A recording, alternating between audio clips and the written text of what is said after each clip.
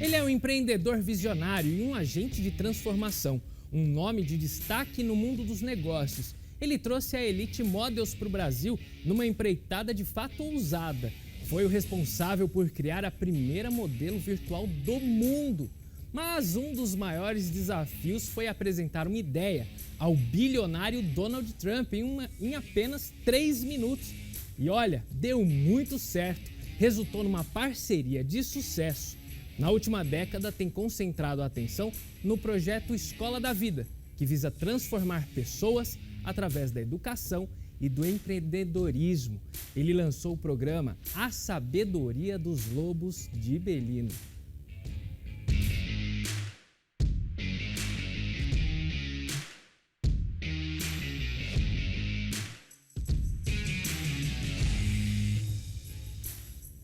Você seja muito bem-vindo ao Poder e Negócios de hoje, entrevistando o Ricardo Belino. Ricardo, um prazer tê-lo aqui no Poder e Negócios. Prazer é todo meu, Thiago. Que bom poder aqui compartilhar um pouquinho com você e com os teus telespectadores dessas minhas aventuras empreendedoras. E tem história, Ricardo? Felizmente temos muita história.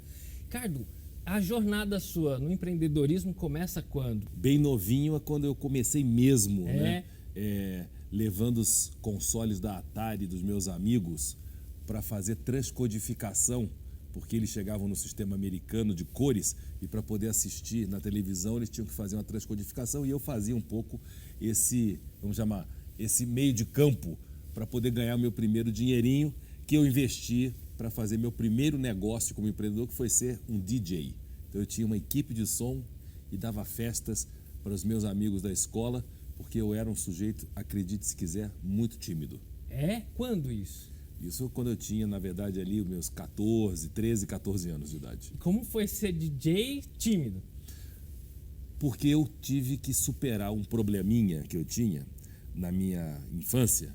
Eu era considerado na minha classe o ajeitadinho, que é o feinho arrumadinho, né? Então eu tinha já um problema também muito sério de pensar grande.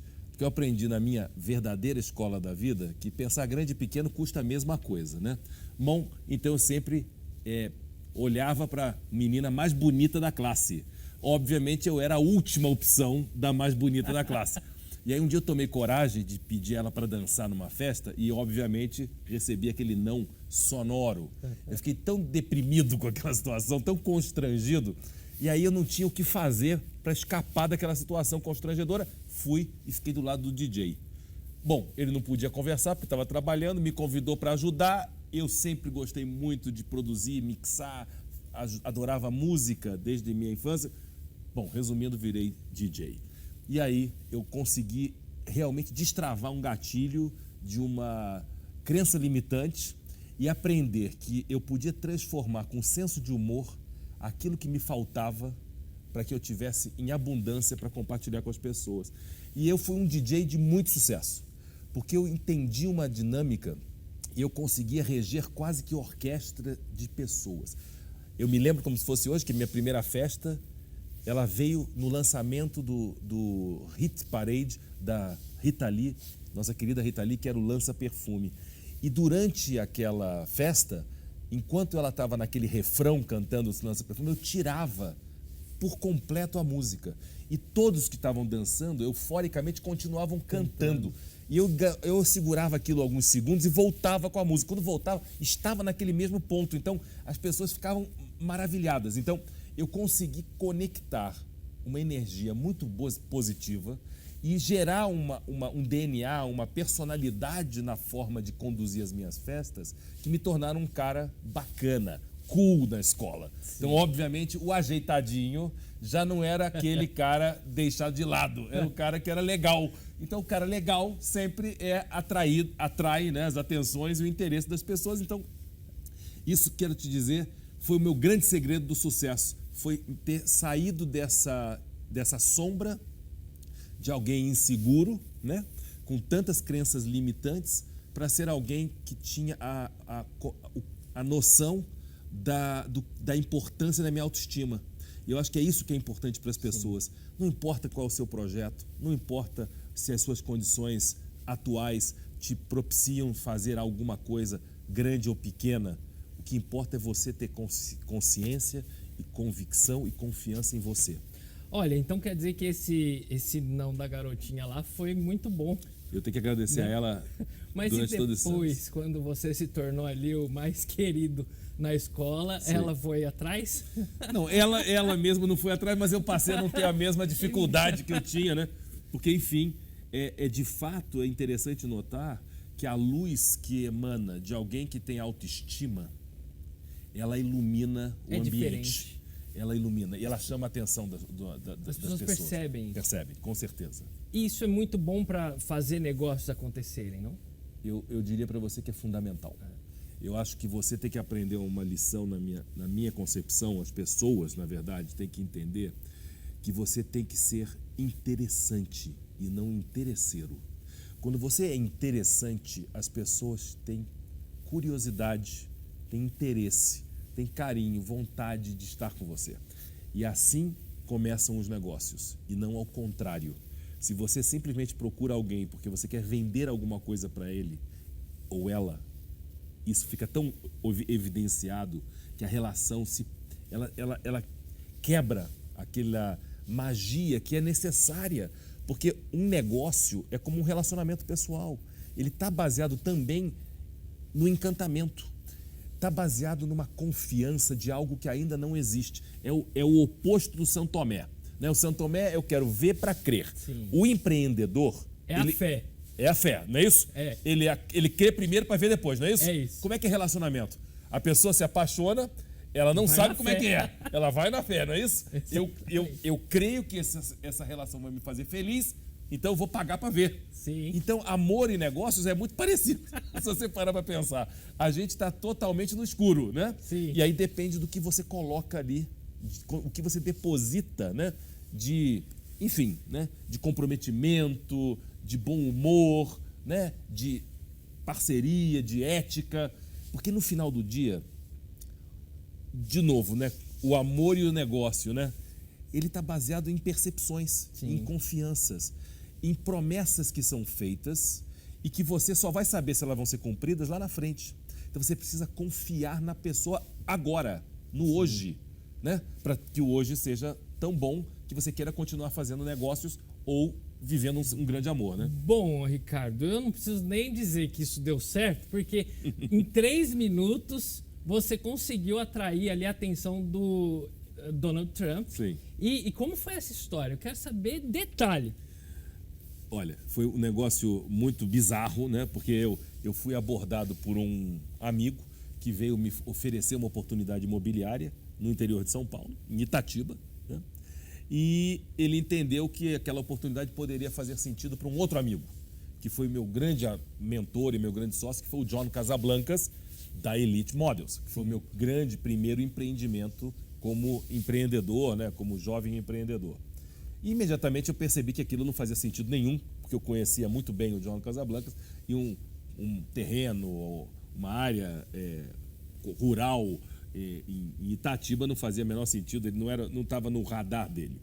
Mas naquela conversa de varanda, tomando um vinho, me caiu uma ficha e eu disse, olha, certamente não é para o John Casablancas, mas definitivamente eu tenho uma pessoa em mente que eu acho que pode fazer todo sentido, que é o Donald Trump. O cara me olhou e falou, vem cá, queridão, que você é louco, a gente já sabia. Tua história conta e reconta essa sua trajetória de ser esse louco. Mas agora você superou a loucura. Agora você bateu o recorde, você fez um upgrade na loucura. Mas quem vai falar com o Donald Trump? Falei, eu, óbvio. Mas você conhece o Donald Trump? Não. Você conhece? Não. Então, mas eu vou falar. Eu não preciso conhecer alguém agora para poder me ousar a bater na porta e propor alguma coisa. O não, eu já tenho. Sim. Então, eu quero correr o risco de dar certo.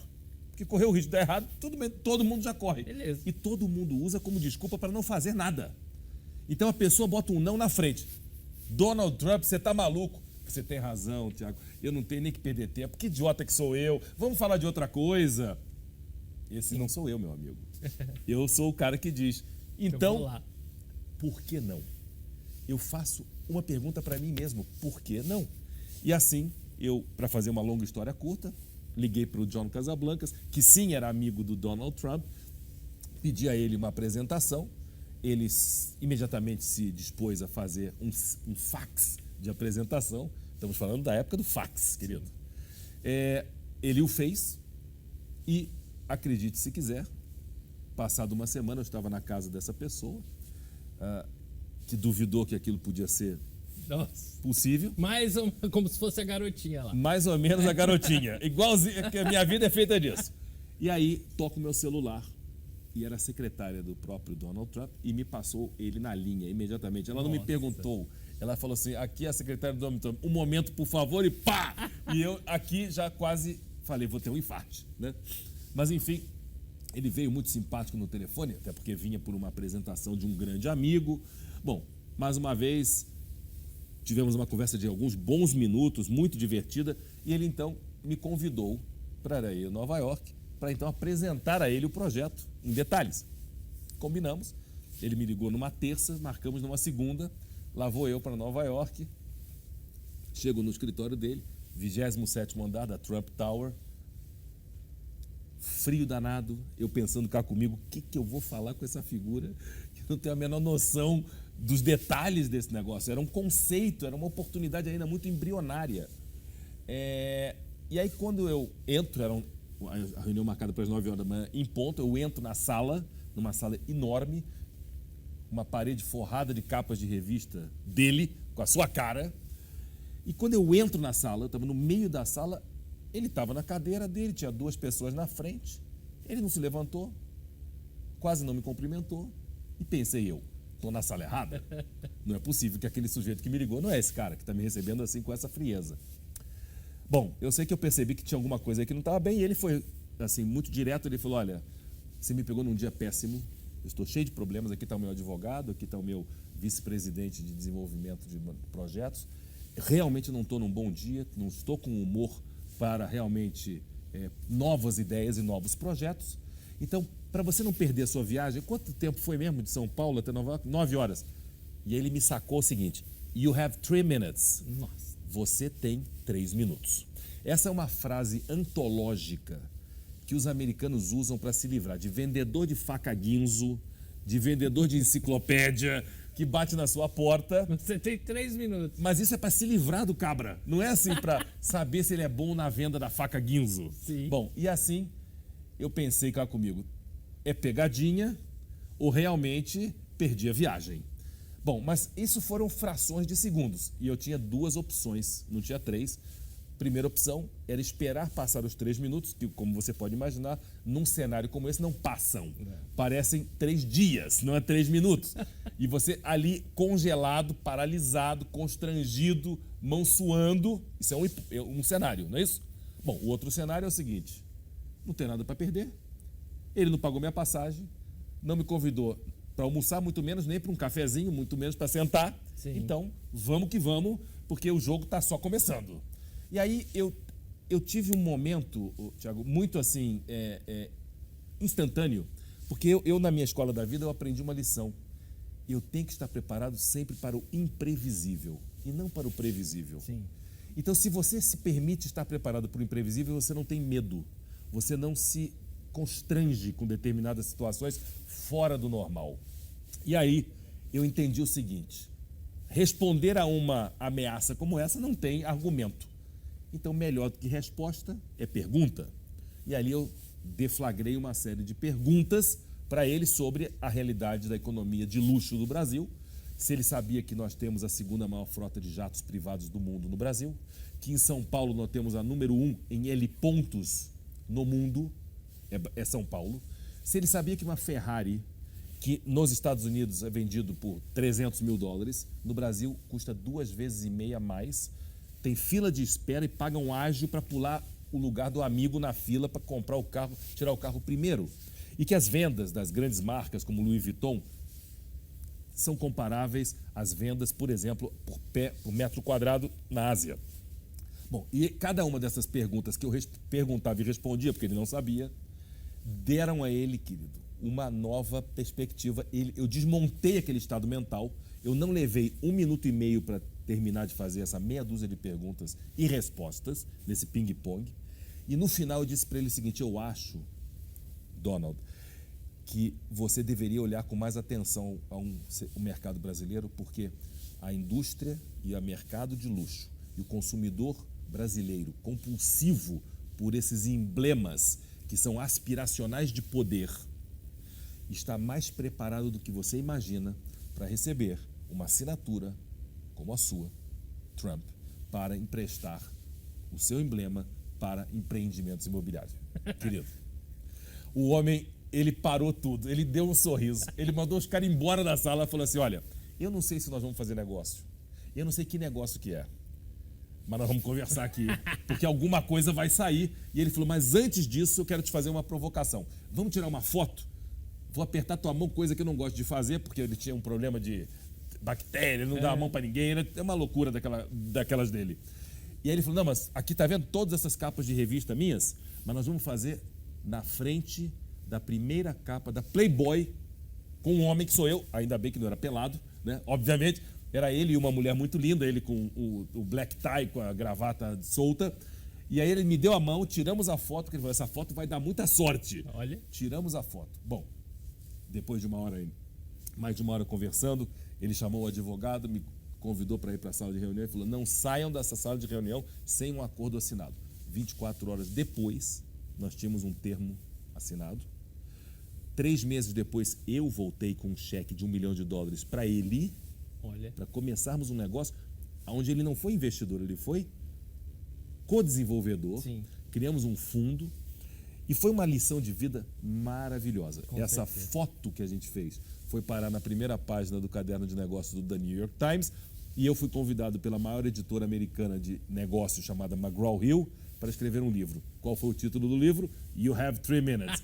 Quem escreveu o prefácio? Donald Trump. Aonde foi o evento? Trump Tower. 900 pessoas. Meu dedo já estava até duro de tanto escrever livro. Mas isso para dizer... Ricardo, você vai dizer, mas daqui a pouco a gente vai para um rápido intervalo. Você fica aí, voltamos já.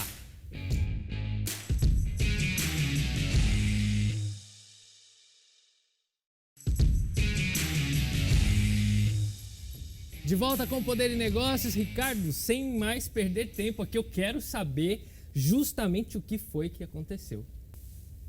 A partir dali, a minha vida realmente teve uma mudança muito grande, né? Porque, enfim, né? Primeiro, superar aquele desafio foi algo inimaginável, né? Mas mais importante, eu vou te dizer, Thiago, do que o negócio, os milhões, o que produziu aquela oportunidade para ele, para mim, enfim, foi uma lição de vida, né? Para mim, aquilo foi uma grande lição, né? Como a gente tem que enfrentar essas adversidades, sim, essas objeções, né? A minha vida tem sido sempre aprender do erro, né?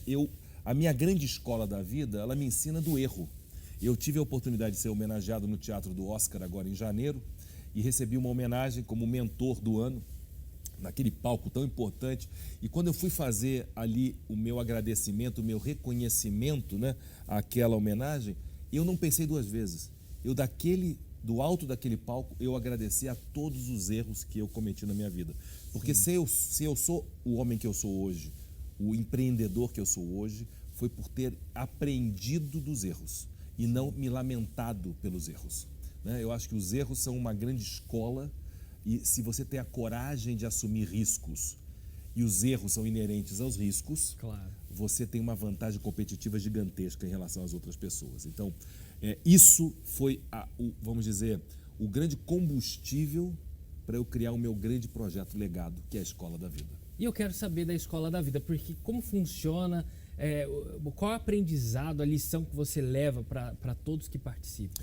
Tiago, esse ano nós celebramos 15 anos da Escola da Vida, que é uma sequência, uma série de programas de imersão que eu comecei lá na ilha de Key Biscayne, onde eu morei durante 11 anos, depois em Barcelona, e agora definitivamente nós elegemos, né, uma sede permanente num pequeno vilarejo lá na Itália, no Piemonte, que se chama, por um acaso, Comune di Belino, né? Não tem nenhum belino que nasceu lá ou morreu lá.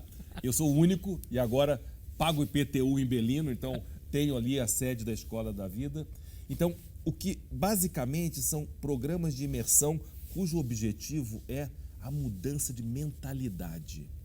Porque se você não mudar a forma como você pensa, e a partir daí mudar a forma como você enxerga os outros, e você em relação aos outros, e a partir daí a perspectiva que você tem do mundo, querido, desculpa, vai ser só sofrimento.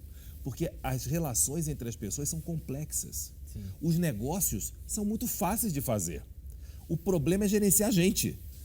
Porque nós somos pessoas complexas, complicadas, Sim. que vivem em conflito. Nós estamos sempre gerenciando conflitos. Então, a Escola da Vida se preocupa com isso.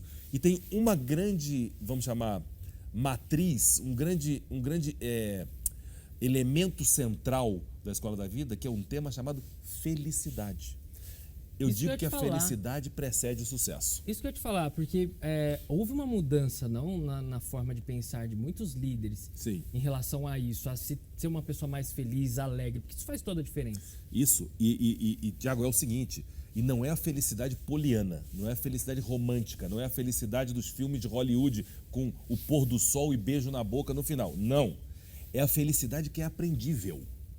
E a felicidade pressupõe que eu me preocupe com a sua felicidade. Então, a minha grande virada de chave, de novo, como ser humano e como empreendedor, foi entender que eu andei até uma determinada quilometragem, né, da minha história, muito motivado e pautado com o combustível do ego. Sim. O meu, dos meus sócios, do glamour, do sucesso, dos milhões, da fama. E eu entendi que eu precisava fazer uma virada e mudar uma letra. E tirar o G e botar o C. E fazer uma vida pautada pelo eco. Porque na hora que eu me comprometo pelo eco, eu me comprometo pelo transbordo, pelo compartilhar, pela sua felicidade, por te ajudar a realizar o seu sonho, que você muitas vezes tem medo de correr o risco de pagar o preço do sonho que você quer viver. Muito legal isso, né? Saber que muitas mentes que são brilhantes, têm tido esse direcionamento. E aí funciona como? Elas ficam lá, é uma imersão, algo assim? Depende, eu faço uma imersão, por exemplo, num mosteiro zen, de 4 dias, depois essas pessoas preparadas vão para Belino, passam uma semana. Então você tem atividades, mas o mais interessante, Thiago, que não é... As pessoas estão sempre discutindo se o copo está meio cheio ou meio vazio, né? Não. Com a gente é diferente. Primeira coisa é esvaziar o copo. Você não pode colocar nada novo dentro de um copo que está meio cheio ou meio vazio. Esquece, esvazia por completo. E vamos ressignificar valores, princípios, né, ideias. E vou lhe dizer que a Escola da Vida, diferente da escola tradicional, ela não vai te entupir de conteúdos, ou de técnicas, ou de treinamentos. A gente não acredita nisso. A gente acredita que o vazio e o silêncio são os maiores maestros. Quando você se permite essa intimidade com você e esse silêncio ensurdecedor de estar com você mesmo, de ter que assumir a sua realidade, de reconhecer e aceitar seus defeitos e suas virtudes, e que você está disposto a aprender com seus defeitos, que você está disposto a correr o risco de dar um passo e cair. Porque não importa quantas vezes você vai cair, mas quantas vezes você vai levantar, meu amigo. É verdade. Porque a vida é feita disso. E esse aprendizado, repetidas vezes, gera o que eu chamo de legado. E eu hoje trabalho pelo meu legado. Muito legal esse bate-papo, Ricardo. A gente agora vai para o último intervalo do programa. Você fica aí, a gente volta já.